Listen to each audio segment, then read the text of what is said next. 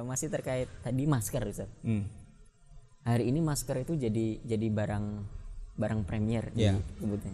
kebutuhan yang paling mendesak itu salah satunya masker dan hand sanitizer itu. Hari ini langka sekali di toko, di swalayan, dimanapun. Nah, masih ada aja pihak-pihak yang menimbun begitu, Ustaz. Menimbun masker lalu menjual hand sanitizer itu dengan harga yang setinggi-tingginya. Ini menurut pandangan Ustaz bagaimana? Dalam fikih kalau saya sih memandangnya dalam kasus ini ya begini, saya sih memandangnya dengan cara yang husnuzon.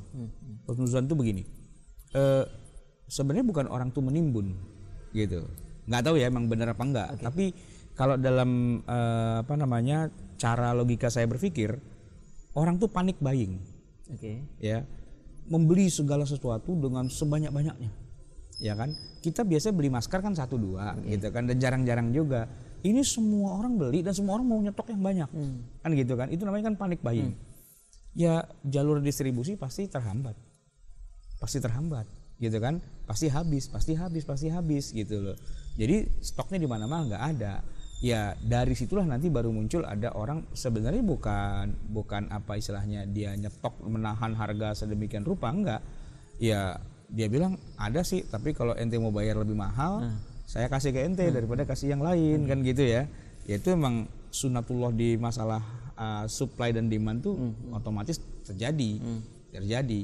Nah, beda dengan negara-negara yang memang sudah siap ya, sanitizernya dia sudah siap, maskernya dia sudah siap dan sebagainya, sehingga pada saat kebutuhan melonjak dia sudah punya cadangan yang banyak. Seperti zaman Nabi Yusuf ketika terjadi paceklik selama 7 tahun, itu dari jauh-jauh hari dia sudah timbun duluan gitu kan, dan begitu kemudian terjadi pacekliknya ya dia tinggal distribusi aja gitu. Nah kalau pakai distribusi yang normal pasti macet, tersendat gitu loh. Maka yang harus dihindari itu malah panik buyingnya itu. Iya. Karena itu justru akan merusak mekanisme pasar itu sendiri. Betul.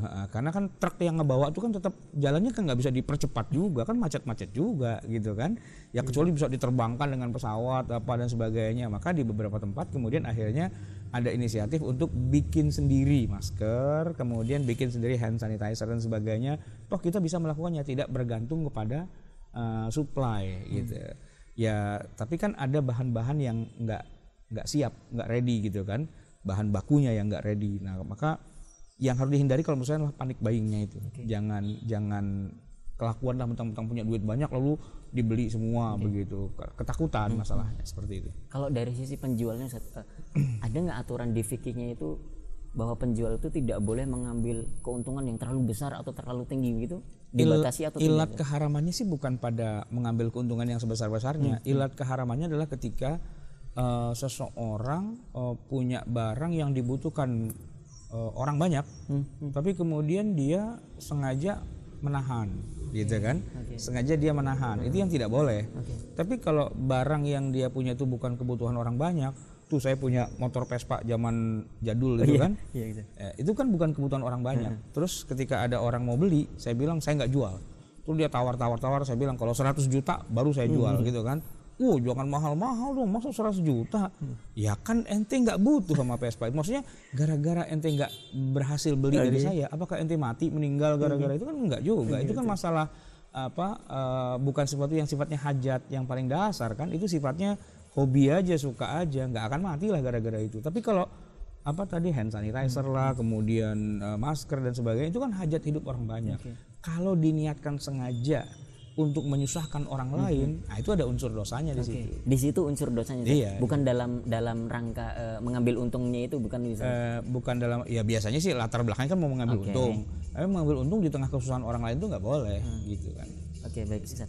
Kita lanjutkan terkait misalnya ada satu pasien yang positif terkena virus corona, kemudian qadarullah sampai meninggal.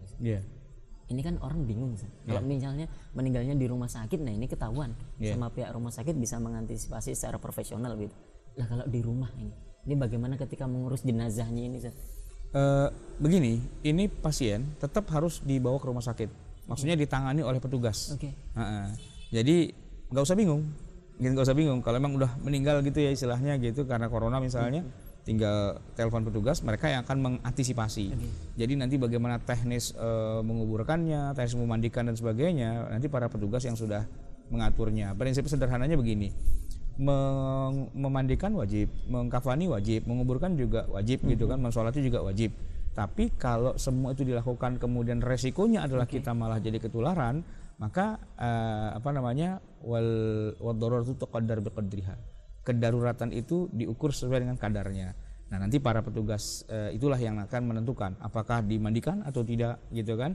Apakah jenazahnya mungkin dibakar aja gitu misalnya, atau dibungkus plastik atau apa dan sebagainya. Nanti ada semacam SOP yang sudah itu. Nah, bukan kita lagi yang menangani malah gitu, bukan keluarga yang menangani, tapi rumah sakit. Malah kalau kita yang menangani, kita malah jadi kena kena delik hukum. Karena penyakit menular. Terus ditangani oleh orang-orang yang bukan profesional. Loh, itu menulari orang banyak. Repot itu.